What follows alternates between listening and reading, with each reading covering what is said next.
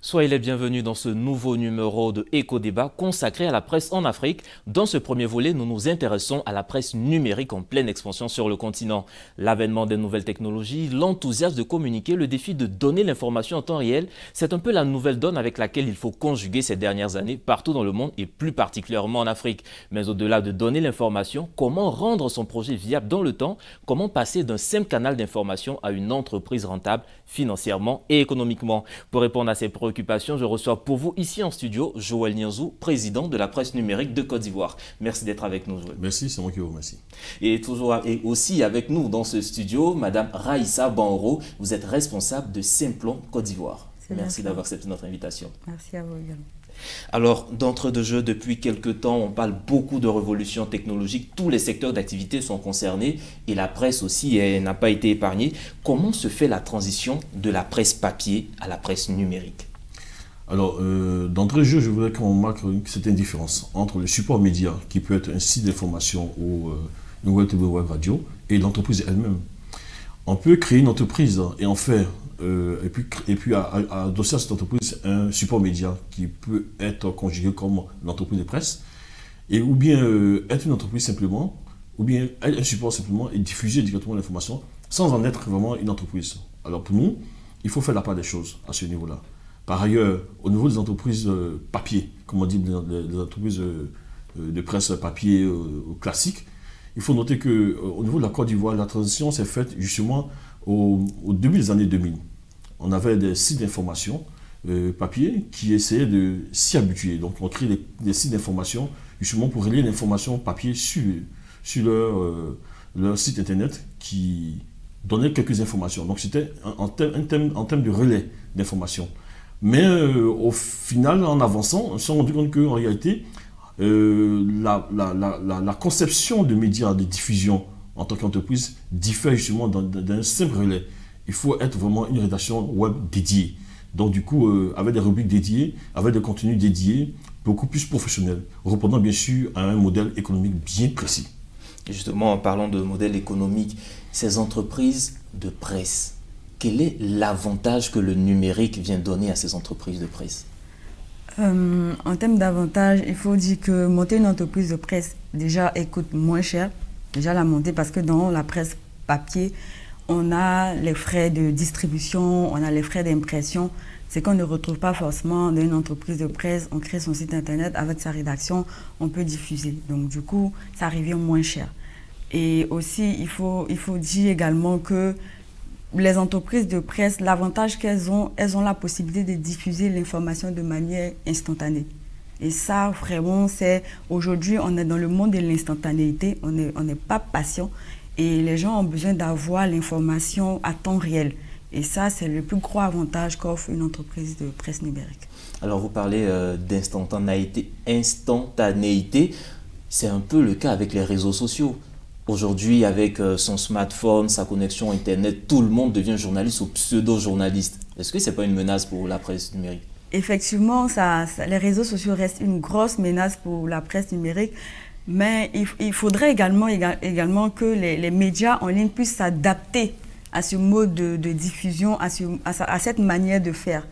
Parce qu'aujourd'hui, tout le monde se dit journaliste, tout le monde donne de l'information, mais ça revient aux médias en fait d'avoir cette crédibilité-là pour pouvoir donner l'information juste. Donc il faut que les médias soient assez crédibles pour qu'on ait le réflexe en fait de se tourner vers ces organes-là pour avoir la bonne information. Justement, par rapport à ces réseaux sociaux, vous qui êtes un acteur de ce secteur, comment vous arrivez à juguler ce fait? Alors il faut dire, c'était un appât. En tout cas, les réseaux sociaux se présentaient comme pour nous, comme un appât qui venait récupérer les entreprises ou les médias pour pouvoir et bien, leur permettre d'avoir une certaine visibilité sur les réseaux sociaux puisqu'il y a du monde dessus. En réalité, dès le départ, nous nous sommes dit que voici une opportunité pour nous de pouvoir encore communiquer, donc faire la promotion de notre site internet ou bien notre web TV ou bien ainsi de suite sur ces réseaux-là. Mais en réalité, ces réseaux se font leur propre audience. Ils se font leur propre communauté derrière et qui se font eux-mêmes une certaine crédibilité en termes de diffusion. Donc ils se font vraiment une certaine manne. Mais nous derrière, cela noie de plus en plus nos médias parce qu'en réalité, Ce qu'il faut promouvoir, eh bien, c'est nos supports de diffusion initiaux.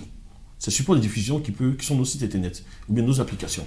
Et je crois que de ce point de vue, comme disait Mme Banro, et c'est à nous maintenant de pouvoir réfléchir, trouver l'astuce. Il y a d'autres qui en ont trouvé déjà, et pour pouvoir contourner ces réseaux sociaux pour rester incontournable justement en tant que média d'abord. Parce que le média doit s'affirmer d'abord en tant que média et non pas s'affirmer via les réseaux sociaux comme média. Justement, elle parlait de crédibilité tout à l'heure. Vous, en tant que journaliste, c'est vrai qu'il y a donné l'information le plus rapidement possible, mais comment se fait la recoupe d'informations au niveau de la presse digitale, la presse numérique? Alors, c'est un peu ça, un peu la particularité entre nous, la différence entre celui qui est activiste ou bien blogueur ou bien qui a comme support unique les réseaux sociaux en termes de diffusion d'informations et le journaliste lui-même qui a un support reconnu. On parle d'abord du fait que le média est légalement constitué. Il répond aux normes avec une rédaction professionnelle. Donc, du coup, il y a obligation de pouvoir respecter tout ce qui est code de déontologie et d'éthique, notamment.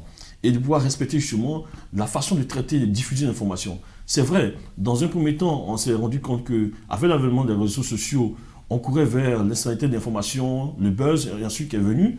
Mais aujourd'hui, nous sommes passés à une phase du fact-checking de l'information pour que nous puissions être vraiment, véritablement, être des médias crédibles. Et nous, au niveau de la plateforme de la presse numérique, nous avons mis en place une commission fact-checking justement pour pouvoir sensibiliser, former, aider les entreprises à être beaucoup plus crédibles dans la diffusion d'informations. Du coup, on a cette démarcation au niveau de la diffusion d'informations sur les réseaux sociaux avec ceux qui se disent faiseurs d'informations mais donneurs d'informations. Voici un peu ce que nous faisons et voici nos combats surtout. Et justement, quand vous regardez ce modèle de fonctionnement, est-ce que vous pensez véritablement que la presse numérique peut se défaire des réseaux sociaux? Ça reste une question très complexe et qui est en cours de réflexion. Il le faut. Il faut vraiment que la presse numérique puisse se défaire des réseaux sociaux. Pourquoi? En réalité, comme il le disait, en fait, au départ, en fait, les réseaux sociaux étaient un peu comme un appât. Donc, les médias se disaient qu'ils avaient accès à de l'audience. Mais aujourd'hui, de plus en plus, l'audience a baissé sur les réseaux sociaux. Donc, du coup, ça a fragilisé leur activité. On a des médias aujourd'hui qui ne sont plus visibles parce que la visibilité a baissé. Aujourd'hui, pour être visible sur les réseaux sociaux, il faut payer. Et ils n'ont pas forcément les moyens. Donc, c'est à eux de trouver le moyen de créer leur propre communauté, d'adresser leurs propres clients pour pouvoir bénéficier, pour pouvoir être libre de pouvoir diffuser l'information aux personnes qui sont vraiment intéressées par leur contenu.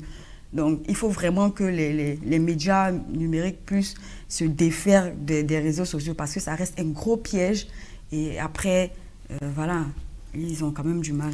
Difficile de être visible, ouais. Mais en réalité aussi, les réseaux sociaux sont pour nous aussi un atout. Ça aussi, c'est vrai, il y a cette divergence-là, c'est vrai. Là, c'est un atout aussi en termes de promotion justement du contenu, mais en termes aussi de recherche de nouveaux segments, un segment en termes de cible.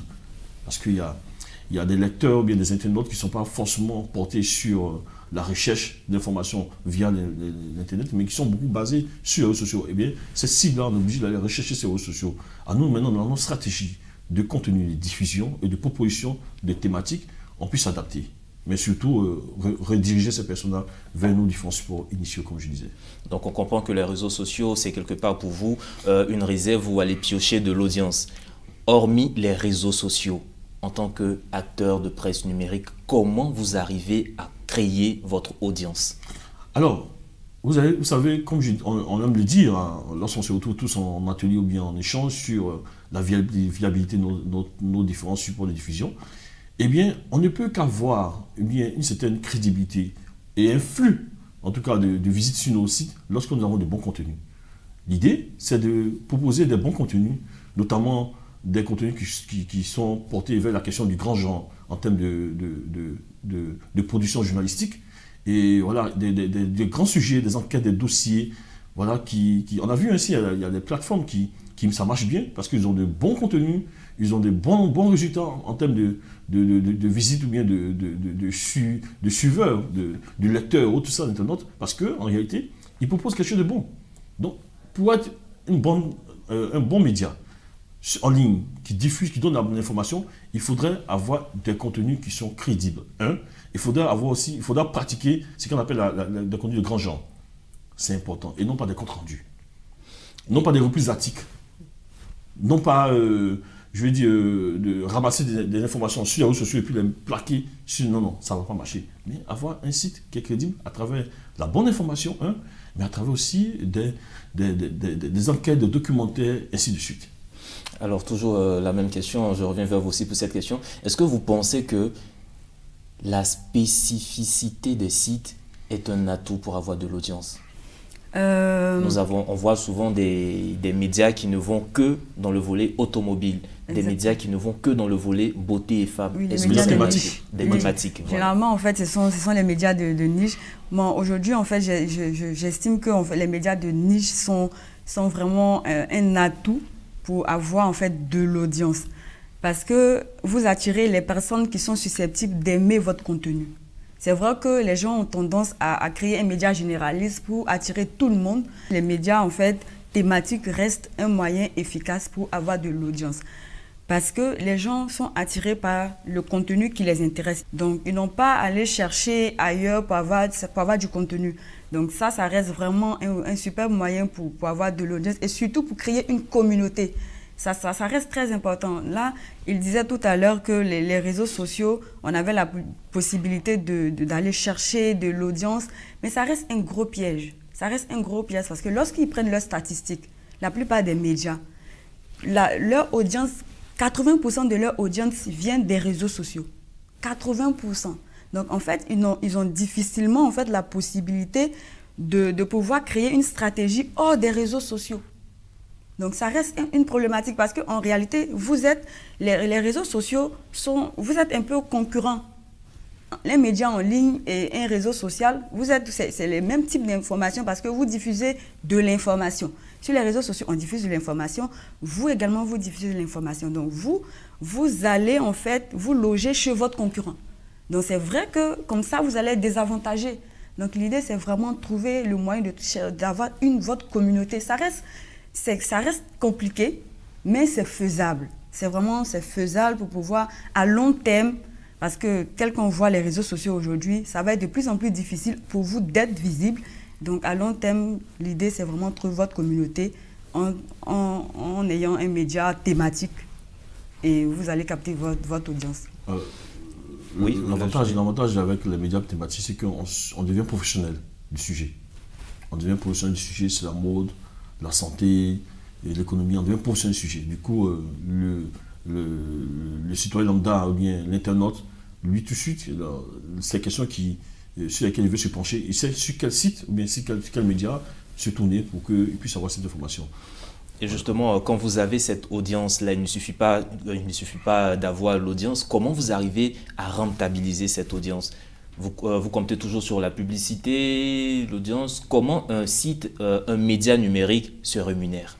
D'accord. Avant de parler de rémunération, puisque Raïssa aura plus de temps, puisqu'elle est beaucoup spécialisée dans la question, il faut d'abord réussir à maintenir ton audience. Et ça aussi, c'est une autre stratégie. Maintenir ton audience sur le site.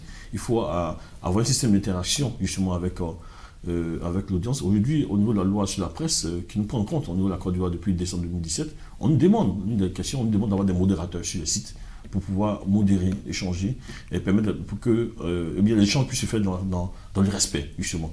Et pour nous, c'est important aujourd'hui d'avoir une plateforme qui est en ligne, qui génère assez de commentaires avec un modérateur qui modère un peu qui essaie d'aider à pouvoir mieux agencer l'échange avec les internautes. Par ailleurs, comme je disais, la question du contenu, qui reste quand même quelque chose de fondamental pour que ces internautes puissent s'y intéresser. Donc, lorsque tu es thématique, par exemple, il faudrait que tu aies des contenus de ce sujet-là qui peut être varié, parce que on peut être sur une thématique, mais qui peut avoir des sous-sections sur lesquelles on peut, ou bien des sous-productions qui peuvent intéresser les internautes. Donc, c'est ce qu'il faut faire. Par ailleurs, de mon point de vue, lorsqu'on met en place un média, on part sur la base d'un modèle qu'on met en place, sur la vision, la ligne qu'on se donne. Si tu décides d'être thématique, c'est que ton modèle économique doit tourner autour de cette thématique, selon moi. Depuis ma part, lorsqu'on nous demande chaque fois, mais en ligne, la poste en ligne, vous, votre modèle économique, c'est comment on pense tout de suite à la question de la publicité. Non, il ne peut pas forcément rester la question la plus chère. On sait qu'il y a d'autres modèles économiques qui vendent l'information via des SMS, via des abonnements. On sait qu'il y a d'autres modèles qui créent des contenus sur des activités bien précises. Je parle du cas de Web TV, par exemple, qui sont thématiques sur, par exemple, la question des salons, des forums et autres. Il peut y avoir des modèles économiques qui peuvent être sur des productions vendues. Ou bien, je veux dire, chaque modèle économique s'adapte véritablement, s'adapte à la vision et à la ligne éditoriale qu'on se donne. C'est clair. Maintenant, ce qui est conseillé, et ce que la plupart de nos formateurs nous conseillent, c'est de réussir à diversifier justement notre activité. On donne l'information 7, on a un modèle qui est adapté 7, mais notre structure peut trouver d'autres moyens justement pour pouvoir rentabiliser. Et cette diversification qui enseigne aujourd'hui, et il faut vraiment penser. C'est pourquoi il faut toujours actualiser vraiment son activité et son modèle. Alors, vous partagez ce point de vue. Quels sont les leviers qu'il faut activer vraiment pour rendre son entreprise de presse numérique rentable? Déjà, il faudrait que les acteurs de la presse numérique fassent la différence entre un site internet qui diffuse de l'information et une entreprise de presse. C'est vraiment la différence d'abord qu'il faut faire. Parce que généralement, ceux qui ont les médias en ligne sont des journalistes à la base. 80% plus ou moins des personnes qui ont les médias en ligne aujourd'hui sont des journalistes. Donc eux, ils ont pour mission de diffuser l'information. Donc ils n'ont pas forcément vocation de faire fonctionner une entreprise. Ils ne savent pas la faire fonctionner. Ils ne savent pas faire fonctionner une entreprise. La preuve, le matin, lorsqu'ils se réveillent, leur réflexe, c'est de voir quelle actualité ils vont couvrir. Pas forcément de mener une stratégie clientèle. Pas forcément de faire une stratégie marketing. Et lorsque tu leur demandes quel est votre modèle économique, ils vont tous vous répondre « Ah oui, c'est la publicité ». Parce que c'est ce qu'ils savent, c'est ce qu'ils ont vu dans le modèle classique. Alors qu'avec la presse numérique, ils ont la possibilité, en tant qu'entreprise de presse, proposer des services et des prestations pour pouvoir rentabiliser leurs médias. Aujourd'hui, l'audience, elle est très importante. L'audience permet d'être visible. L'audience te permet d'avoir une certaine expertise. L'audience te permet de montrer à tout le monde que tu as des compétences dans X ou Y action. Par exemple, comme modèle économique, ils peuvent peut-être exploiter, par exemple, la production audiovisuelle. Parce qu'on a des médias en ligne, les web TV, qui ont du savoir-faire en production audiovisuelle. Et lorsque tu parles avec eux, ils vont te dire « Ah non, on n'arrive pas à trouver un modèle économique », alors que c'est une compétence qu'ils peuvent vendre à une entreprise X. Et ça reste le plus gros travail, c'est que ces patrons de presse se mettent dans la peau d'entrepreneurs. De managers d'entreprises de presse. Et quand on est manager d'entreprise de presse dans le domaine, on a énormément de services qu'on peut greffer à son entreprise de presse. On a énormément de produits qu'on peut commercialiser. On peut même créer des sites, des pages de e-commerce sur son site en ligne. C'est faisable, ça se fait. Mais voilà, eux, ils sont journalistes, ils diffusent de l'information. Après, ils ne savent pas comment ils vont monétiser. Alors, vous, au niveau de la presse numérique en Côte d'Ivoire, est-ce que vous faites des formations, vous initiez des formations dans ce sens pour faire comprendre cela aux patrons de presse numérique? Mais je dirais qu'avec l'avènement de la plateforme de la presse numérique de Côte d'Ivoire, les choses changent, les choses bougent. Parce que, voyez-vous, on a eu une convention avec Simplon Côte d'Ivoire qui nous permet d'avoir gratuitement des formations sur 12 mois. Et ça a salué. Et c'est avec eux on a cette prise de conscience collective de la question du management même des entreprises. Parce que c'est notre volet. On a la prise de conscience justement de faire la part des choses, comme je disais d'entrée de jeu, entre le support qui diffuse le média et puis l'entreprise elle-même. Donc du coup, on est conscient qu'aujourd'hui, il y a beaucoup à faire en tant que manager. Il y a une chose aussi qui est vraie, ce qui est dit, en Côte d'Ivoire particulièrement, au moins 80% des patrons d'entreprises de presse en ligne sont des journalistes. Il y a d'autres même, bien plus, si certains ont connu cette expérience déjà au niveau de la presse numérique et ils sont déjà et qui ont conçu les plateformes, ce n'est pas le cas pour peut-être 60% qui sont sur la presse papier. Ils sont de la presse papier, ils découvrent un monde et puis ils sont managers en même temps. Non, c'est carrément différent. Il faudrait d'abord s'approprier les outils digitaux d'abord, comprendre le monde, d'abord le fonctionnement. Ensuite, surtout, comprendre le monde du management de l'entreprise. Alors là, ça m'amène à poser une question. Peut-être c'est par là même que nous devions commencer ce débat-là. Qu'est-ce qu'il faut pour lancer une entreprise de presse numérique? Alors, moi, de mon point de vue, il faut d'avoir une certaine base en termes d'expérience. En termes d'expérience sur le terrain. C'est plus avantageux. Tu peux avoir cette vision-là de pouvoir concevoir une entreprise de presse parce que vous aimez diffuser ou bien vous faites de l'argent sur ce secteur. C'est vrai, c'est bon. Mais pour moi, il faut d'abord avoir une expérience, une connaissance du milieu. Ensuite, après cette connaissance du milieu, il faudrait véritablement comprendre justement son projet qui est vraiment adossé à un modèle, un business plan bien défini. Donc une ligne éditoriale qui se dégage, un plan dans lequel on sait comment se faire de l'argent, bien comment retrouver son audience, avec tout ce qui compose la stratégie qui doit accompagner. Une fois que tout cela est mis en place, en ce moment-là, on se pose même la question du support. Comment le support doit être fait? Et il faut s'attacher forcément aux services des personnes qui s'y connaissent, des structures comme Simplon, justement pour pouvoir mieux être conseillés et outillés. Aujourd'hui, ce qui se passe, c'est qu'à travers ces formations, on a la chance, avec Simplon, d'avoir un suivi de nos sites, de nos supports, pour voir ce qui est bon, ce qui n'est pas bon, ou bien pour parler de refontes, pour voir ce qu'il faut ajouter et pouvoir réussir, avoir une plateforme de diffusion importante. Ce qui est carrément différent même de la gestion de l'entreprise, parce que derrière aussi, il y a un accompagnement aussi pour nous montrer un peu en termes de diversification d'activités, pour pouvoir réussir ce pari-là. Donc moi, pour pouvoir mettre en place justement une entreprise de presse numérique qui va aboutir forcément à un support sur lequel vous diffuser vos informations, il faut avoir un minimum de connaissances. Il faut s'attacher au service justement des personnes professionnelles de la matière qui vont vous conseiller. Ce qui est mauvais aujourd'hui, c'est que celui qui a son salon, ou bien celui qui est peut-être dans la presse, celui-là lui dit, bon, moi je vais faire un site, il lance son site. Pour lui, il va récupérer l'information et diffuse. Après, les souffler. Souvent, mais non, même pas des personnes de la rédaction. Ils sont peut-être deux, ou bien les seuls. Ou bien, ainsi de suite. C'est un peu compliqué. Aujourd'hui, avec simplement dans la convention, on espère que les entreprises de presse numérique de Côte d'Ivoire vont vraiment s'approprier ces 12 mois de formation, il y a 2 mois qui sont déjà passés, vont s'approprier justement ces différentes thématiques qui nous ont proposées et vont se laisser vraiment accompagner justement pour être des entreprises fiables. En tout cas, c'est notre combat au niveau de la plateforme de la presse numérique de Côte d'Ivoire. D'accord. Et vous, je reviens encore vers vous. Vous êtes présent, Simplon est présent dans près de 70-74 pays. Comment vous avez vécu ou comment vous vivez cette mutation de la presse numérique, vous qui accompagnez cet environnement numérique? Déjà, lorsque on a commencé nos activités, on a observé le secteur parce que nous sommes acteurs du numérique.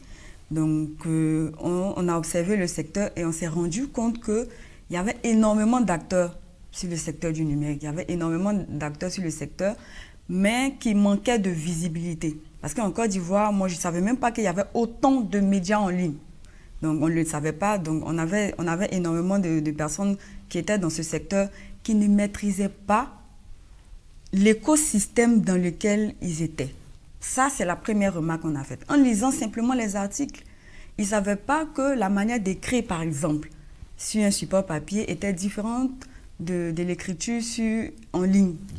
Donc ça se voit tout de suite quand tu cliques sur un lien d'un média, la manière d'écrire, la manière dont le site même est organisé, tu vois tout de suite si ils ont une équipe technique ou pas. Et on s'est rendu compte que le secteur du numérique avait énormément de problèmes techniques parce qu'on avait des sites qui buguaient tout le temps, des sites qui n'étaient pas responsives, des sites qui étaient surchargés, où on avait du mal même à lire, où on avait du mal à ouvrir.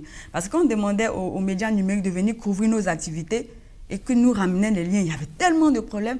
On a dit là, il fallait qu'on fasse quelque chose. Il fallait vraiment qu'on essaie en fait de les accompagner déjà sur la maîtrise de l'écosystème dans lequel ils étaient et aussi les accompagner sur la technique. C'est important, c'est vrai, c'est bien de produire du contenu, mais après, il faudrait que vous ayez des plateformes sécurisées. Parce que la majorité des médias qu'on a n'ont même pas de plateformes sécurisées. Donc nous-mêmes, on est en danger en allant chercher l'information sur ces médias-là. Donc c'est pour ça qu'on a décidé vraiment d'accompagner le secteur de la presse en ligne par le biais de la plateforme de la presse numérique. Et c'est une collaboration qui se passe super bien. Une collaboration qui se passe super bien, donc on peut présager des lendemains meilleurs pour la presse numérique. Absolument. Rapidement, en 1 minute, si vous aviez un mot de fin, quelle est votre vision pour la presse numérique? Je salue la Simplon Côte d'Ivoire qui a compris tout sur notre vision qui se définit en 3 axes: fédérer, former, formaliser.